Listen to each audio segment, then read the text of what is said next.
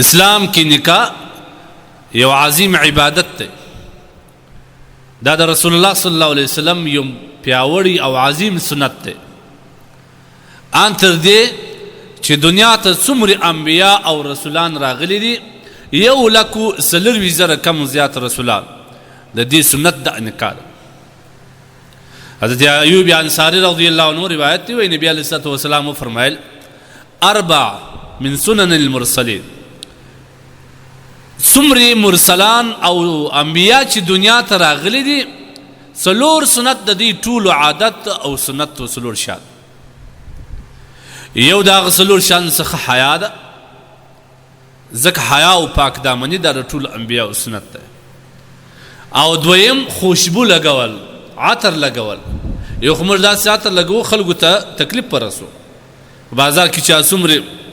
ارزانی چې بیا کله جماعت نه نوځي خلک ټول سر زکام سي ټول ته بځای د دې چې خوان ورکی مسلمان ته اذیت او تکلیف رسیږي دا عطر لګو جایز نه دي عطر چې عطر وي او انسان ته فرحت ورکی دماغ وساکي دا د ټول انبیا او سنت ده دریم دا چې مسواک وهل دا د ټول انبیا او سنت پر دې باندې ان شاء الله ځانګړي باس کوي ورځ او سلام نکاح دا د ټول انبیا او رسولانو سنت ده ګوري انبیا او رسولان هغه هستی دي چې الله د دې امت او د دې انسانیت د هدایت لپاره دی غوړه کړی دا در مزکی پر سر در ټول افضل او اعلا او الله تقریب او نږدې هستی د انبیا دي نو د دې انبیا او تګلاره د دې سنت باید موږ په ځان کې راولو خاص کر د محمد رسول الله صلی الله علیه وسلم دا او نکاح کسړی وکي دا د انسان د نگاهو او د سترګو د حفاظت یو لوی ذریعہ ده حدیث کې راځي نبی علیه الصلوۃ والسلام فرمای من استطاع منکم الباء فليتزوج فانه اغض للبصر واحسن للفرج کسړی توان او طاقت ولري فورا د نکاح وکي زکه دا د دوه غټو ګناو څخه د حفاظت لوی ذریعہ ده یو ګناه بد نظری ده دا ډیر لوی ګناه ده دا ډیر لوی نقصانات هم لري چې انسان په دماغي نقص دغه امراض مبتلا کی په باطنی امراض مبتلا کی د انسان د زندگی چین او سکون او آرام ټول لمنځه وړي کم کسان چې په دې بد نظری باندې مبتلا دي تا هغوی څه پوښتنه وکړه هغوی بیا نه په خپل میرمن خوان اخیست نه د میرمن سره محبت لري بس ټول عمر د بل په عزت او د بل په ناموس کې سوچ باندې کچیر سړی نکاح وکي د طبیعت په ځای کې نکاح وکي د دغه سړی اوله ګټه دا ده چې الله سبحانه وتعالی د ګناه کبیره څخه د محفوظه کوي چې هغه بد نظری ده دویمه د ګناه کبیره چې کم ده چې د نکاح په ذریعه د انسان څخه پاتېږي او انسان څخه د انسان د هغه ګناه څخه په حفاظت باندې کېږي هغه زنا ده واحسن للفرج ځکه نبی علیه الصلوۃ والسلام که په تاسو کې څوک استعداد او توان او طاقت ولري نو فورا نکاح وکړي الله سبحانه وتعالی به د نکاح په ذریعه باندې د سترګې هم خوندي کړي د بد نظرۍ څخه او د فرج به د زنا څخه خوندي کړي دا د نکاح ګټې دي نبی علیه الصلوۃ والسلام فرمایي من احب فطرتي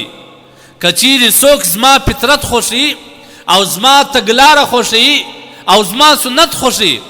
نو هغه د زما په دې سنت باندې عمل وکړي چې هغه نکاح ده ګورې نکاح چې کوم دی انسان باید ازروی عبادت یې وکړي ازروی جنس پرستی او خواهشات نه وکړي بلکې د عبادت پر بنیاد باندې کوم شی چې ته غواړې هغه په خپلو کې راځي لہذا نن دغه نکاح موږ تاسو څومره سختي کړي دا عبادت زموږ څخه پاته دي د رواجو په خاطر باندې د رسوماتو په خاطر باندې د بېځای قیود او شرایطو د لګولو په خاطر باندې زموږ ځوانان ورونه او ځوانان خوندې نور په کور کې ناست دي العیاذ بالله موږ د نکاح دروازه بنده کړه د زنا دروازه مې خلاص کړه په کور کې مې یو ځل خو د قریبانو دروازه را خلاص کړه دا د ماما زوی دی دا د خاله زوی دی دا د اکا زوی دی دا د پلانکي اخ دی دا د پلانکي د ماما زوی دی دلته موږ بے پردگی شروع کړه او بل طرف ته به نکاح سخت کړي ولورونه مې لوړ کړل شرطونه مې زیات کړل رسومات مې زیات کړل پابندۍ مې ولګولې رواجونه مې زیات کړل نو بیا به خود علیاذ بالله زموږ په معاشره کې د زنا دروازه خلاصېږي زما د سپین ږیرو سره ډېر په درنښت هیله ده چې دا لور دا د پیسو د ګټلو ذریعه نه ده دا ستا په لاس کې مال نه دی دا یو منځ نه ده چې ته خرڅې کمې پیسې چې ته د لور پر سر باندې آخر دا تا ته حرامې دي د څو چې د دې رضا نه وي دا ته خوړلی لنسې نبي علیه الصلاة والسلام روایت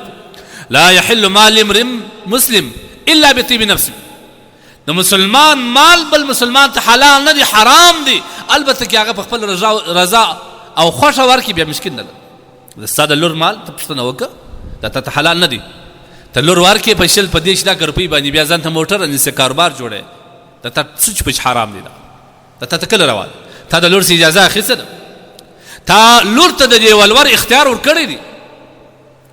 بیا خلک اوس خو زموږ پښتانه خو بیا بل دلیل وایي دا د بېغیرتي دلیل دی چې دا 20 کاله ما په کور کې را روزل ما خواړه ورکول ما را لوی کړل ما علاج پکوي اوس یې زه د پیسو حق نه لرم نو که تا د دې دپاره کړي چې بیا سبا زه د دې ولور اخلم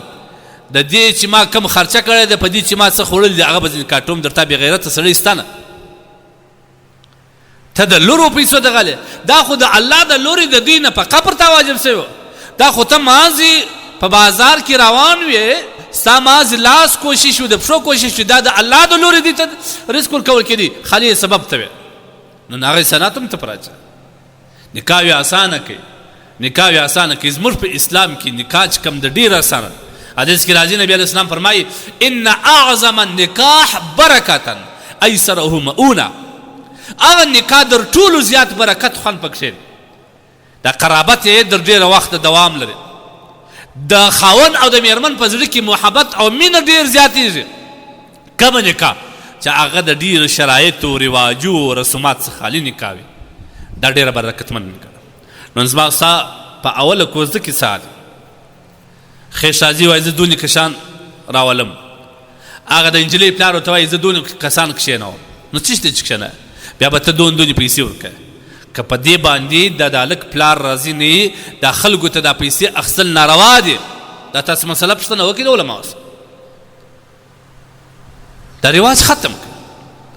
په دې کې تقریبا 1-2 لک روپۍ په دې کې ولاړ سي که دغه 1-2 لک روپۍ د دې انجلۍ یا د دې هلک د کور په سامان خرڅ سي دا واده به د یوه کال په مخ کې په 6 میاشتې کې دننه وسي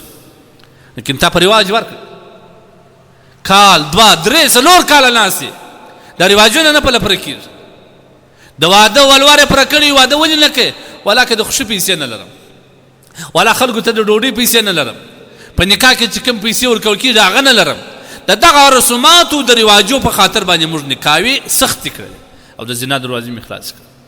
دا په اسلام کې ته پوښتنه وکړه دا رواجونه په اسلام کې وو خو نبي کریم صلی الله علیه وسلم د زمانې څخه در اوسه پورې انبیا صحابه تابعین مجتهدین ائمه علما محدثین مفسرین هغه د دنیا نیکان خلکو نکاح یې وګوره چې په هغه کې دا شان وکړم انت ولیکئ د چا پر لاره وایي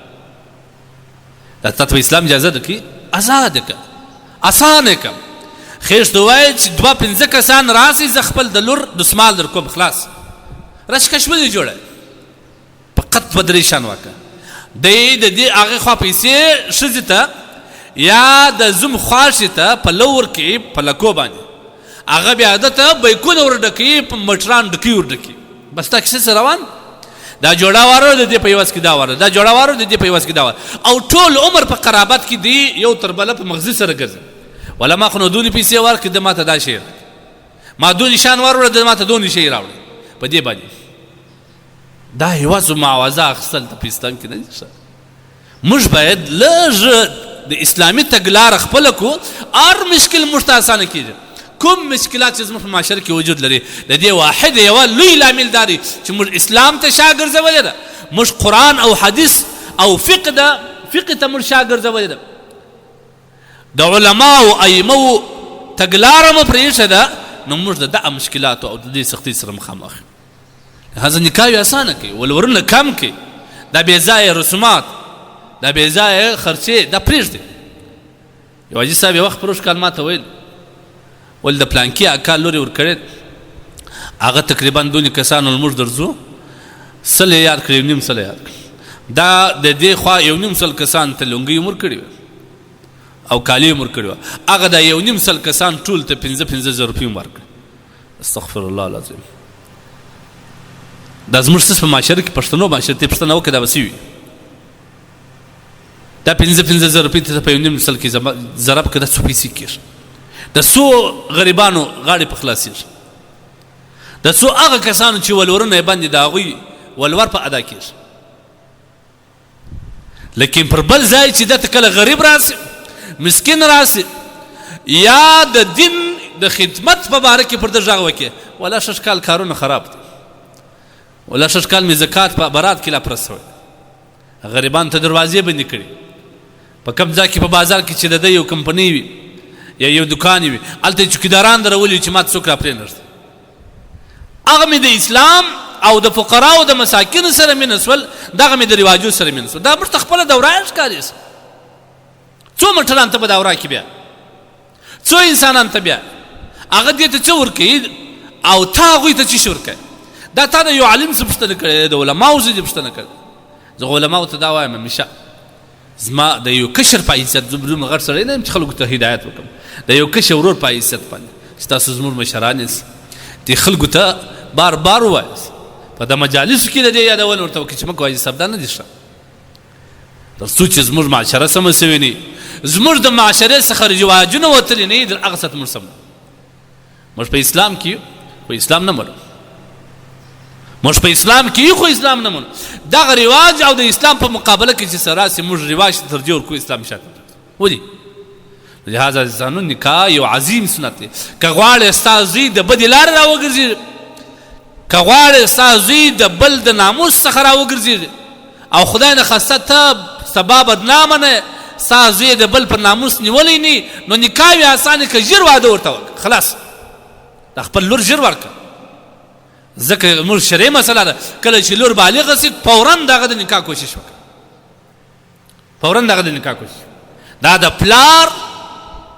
پر پلار باندې د زامنو د اولادو حق دا دی باید پر ځای